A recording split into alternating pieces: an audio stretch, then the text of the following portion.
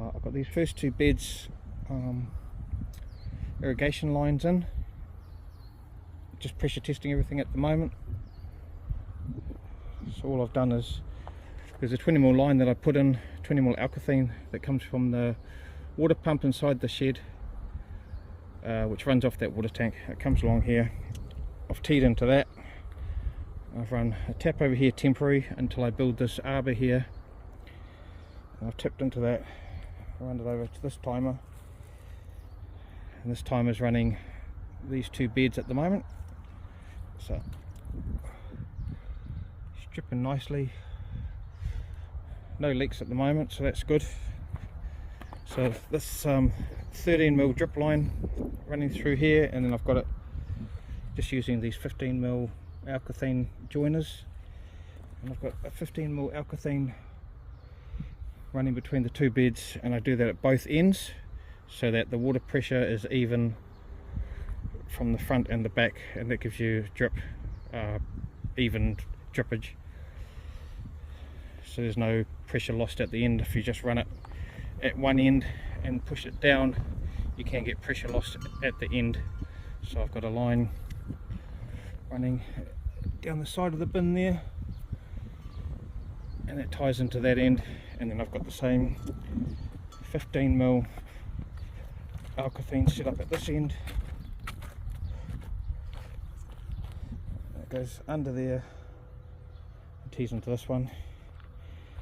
Everything's a bit warm and bendy at the moment with the sun, but we're just pressure testing. These will get weighted down when we put more soil in, and some mulch on top of the tubers. But there you go, that's how I'm running the irrigation for these, and this will be linked to these 4 or 5 bins that I put down here. These will all be linked together off this one timer,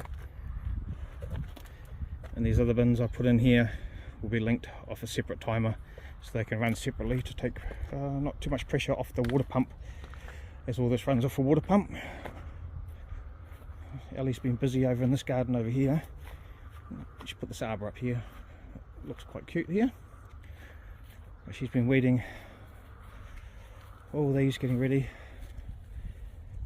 A big effort. That's what we try to avoid, having to bend over, but we've got some nice little plants in here that she wanted to keep. She's got half that bed done. I reckon it's about 33 degrees out here today.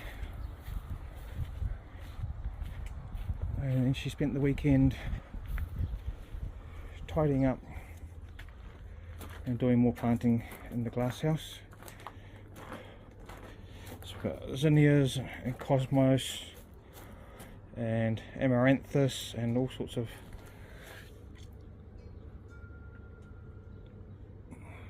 strawflower, amaranthus. I can't say some of those words. But yeah, and the tubers are going really well. It's 20 past 1 and the glass house is still shaded by the oak tree.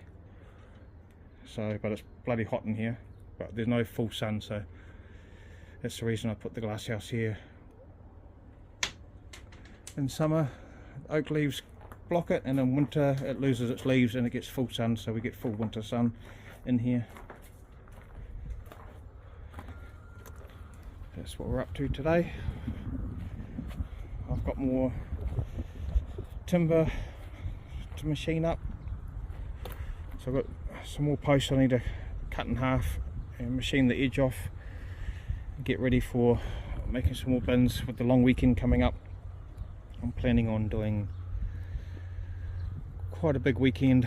I want to try at least get all the fences done, these 4 bins made, and maybe an arbor built in here. But we'll see how we go. Being a long weekend, and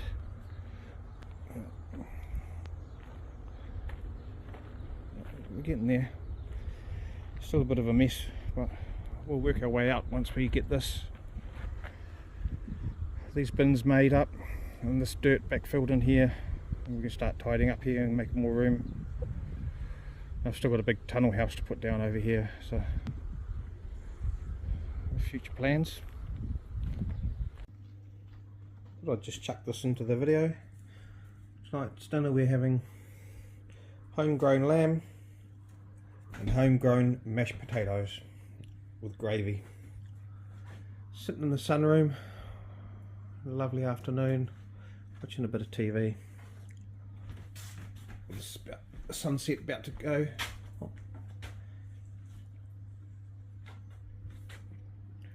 Oh, look at the elderberry cuttings coming along nicely.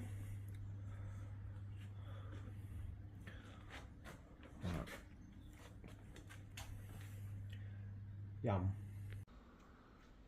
Right, on the list today is we have an abundance of onions. They're starting to sprout, so I need to make a relish or something with those. I don't have a recipe in my recipe book for an onion relish yet, so I'm gonna have a look on Google and maybe make up my own one from whatever version of one I see. And also we've got an abundance of macadamia nuts because our macadamia nut tree has been going off. This is the shell that they come in. This is why they're so expensive, because they've got that shell that you got, or the husk I think it's called, that you need to take off. And then you're left with the nut. And these are hard to get out. I've got a nut cracker. So while my chutney's on, I might crack a heap of nuts and get ready, because we might go to the markets tomorrow and sell our produce at the Freedom Market in Taipa. So our macadamia nuts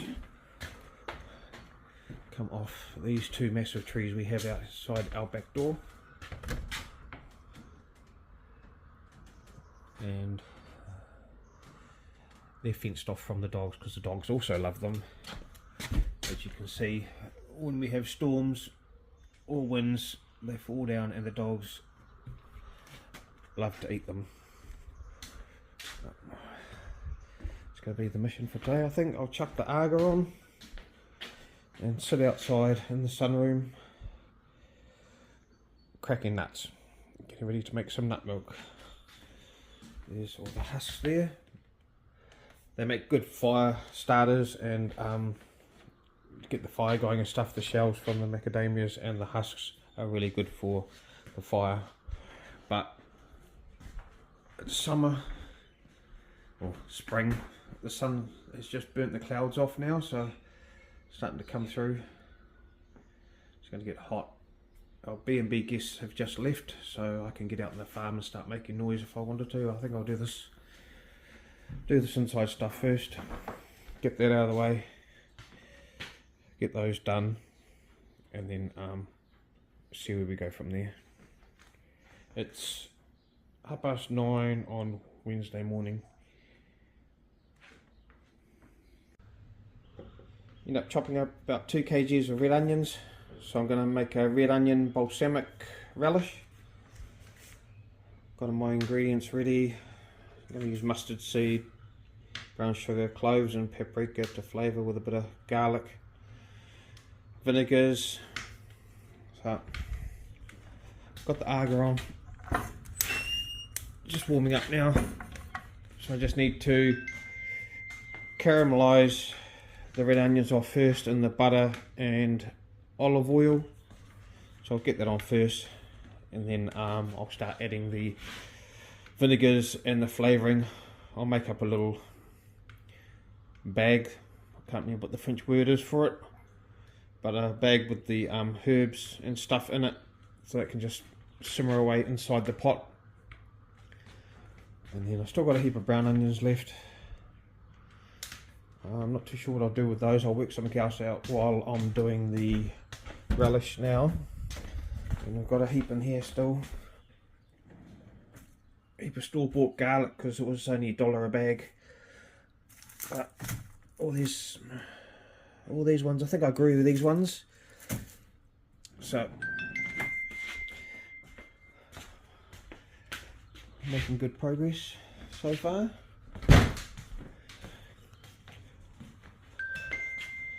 And then once I get the pot on and start caramelising, I'll start working on the nuts but we haven't got any bottles, so hopefully Ellie's going to pick up some bottles on her way home, and then we'll sit out here in the shade. This clear light roofing we put on here, this is the solar protect one, so it only lets 10% of the UV light through, I think it is. So even in full sun, 40 something degrees direct sunlight, you don't feel any heat on the roof. Yeah, this makes it a really nice space in summer. All these windows, that's a French, those two are bifold, that's a bifold. Open up the French doors, which is all nice and lovely in there. We've got a fan going too, so we're just going to sit out here and make some, crack these nuts. It takes a while, but we don't have anything else to do today until this afternoon, so I'll get this relish on and I'll update you as I go. We're all set up. We've got a rubbish box, got the bowl I'm cracking the nuts into, got the bowl of nuts to be cracked, and Ellie's scooping them out of the shells, which is a frustrating job in itself. This is why macadamia nuts cost so much, because how long it takes. So we're going to chuck something on YouTube, watch some videos and crack some nuts. I'll set up a time-lapse video of us and we'll get started. So that took 2 hours to do that whole bowl with the nut cracker and scoop them out with the melon scoop. So now we have a bowl of macadamias ready to go and be soaked in water overnight and be turned into milk for tomorrow. That's the whole process there. Hopefully the time-lapse got enough video that we can put into there. 2 hours.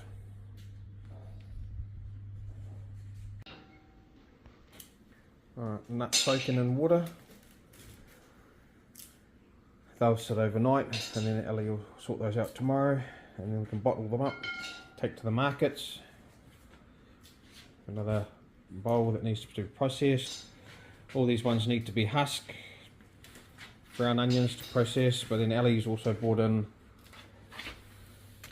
this basket. Look at the basket compared to her. Oh, she's not standing up, she's kneeling. With your little legs. So there's a whole basket to process. The shells can go in.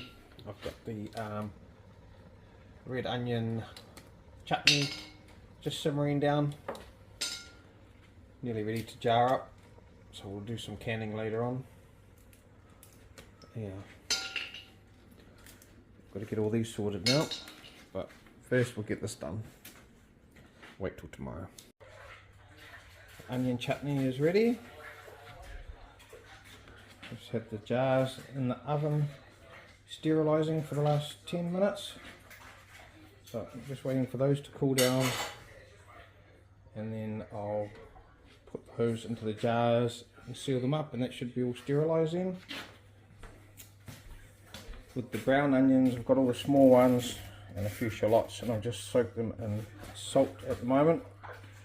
Top them up with water and I'll let them brine for 24 hours, and then I'll start making some pickled onions out of those. And then I'll still have to process these ones.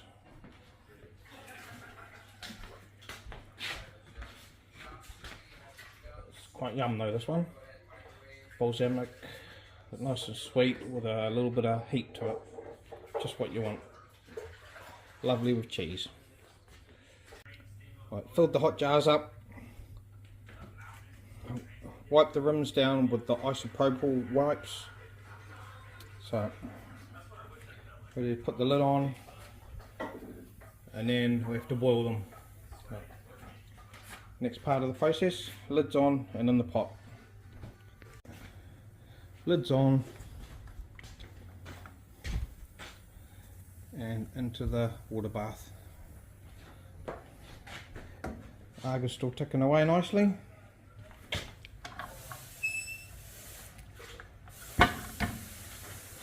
So we leave those for, how long do we leave those for, Lee? How long do we leave them in there? 15 minutes. 15 minutes, and that should sterilise them even more and seal them. The end results of the canning yesterday, after they were in the water bath to boil for a while. Everything sounds like it's set pretty well. Sterilised, so this will last a while. Ellie will make some labels up for that. We'll put them in our pantry.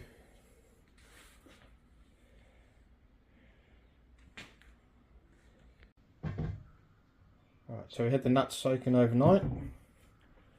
Now Ellie's just blended them up in the blender. She's putting it through the muslin cloth. Always have trouble with that.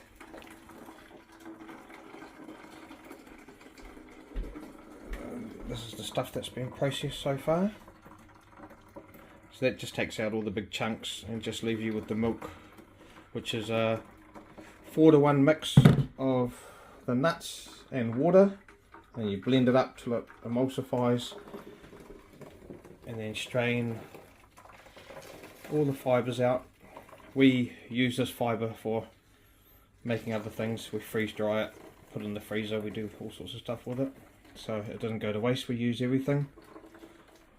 So yeah, that's how you make the milk, and then it'll get bottled up and ready to sell tonight. We're going to take it to the markets tonight. So it's strained, and then strains through the strainer, and you're left with milk. And then all the husks we burn, and all the shells we burn as well, so they become firewood. So we use everything out of that product. So that's a good thing about a homesteading thing that we like, if we can use everything. And then we sell these bottles for, how much are they, about 20 bucks? Yes. $20 a bottle. Yeah, and it's got a lot more fat content than almond milk and that, so when you do milk for your coffees, you can, in the foamer, it actually foams up like normal milk, so you can get a nice head in a thing like most people like with their coffees. See why that foam there? And that's how we make our nut milk. And this is the fibre that comes off it. We just freeze dry that sometimes, or just put it straight in the freezer and we can use it. Ellie was making protein balls and stuff out of it, and you can use it for filler. So we put vanilla bean and nuts into the blender, 4-to-1, so it's got a nice vanilla bean flavour, a little bit of Himalayan salt, and that's it. Just nuts, water, vanilla and salt. My favourite's Himalayan salt. I don't drink this because it's got too much fat in it and it's not good for my diet. There we go. I won't watch the blending part of it because it's noisy, but you get the idea of how that all works.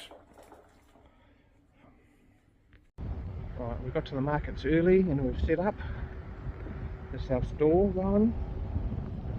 Dried flowers, macadamia nuts, seeds, all our preserves and stuff we make.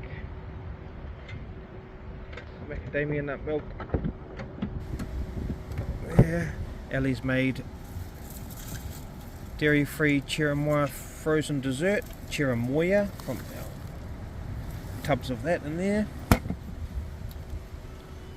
Basil plants, some loquat plants and some duck eggs. That's the first time at this market. We're a bit early, there's no one really here yet. We got here early so we can park under the tree and get the shade, and the rest of the market's down in here. So this place is called the Barn. There's usually food stalls here. I'll show you later on once it fills up. And this is a freedom market. So we've got organic produce in here. lots of this. These people sell lion's mane mushrooms and products with mushrooms in it, rather nice. And then inside here, it's quite dark in here so I won't go in there, but there's food stalls and people selling their produce in there too. It's called the Barn, it's in Taipa in the far north of New Zealand.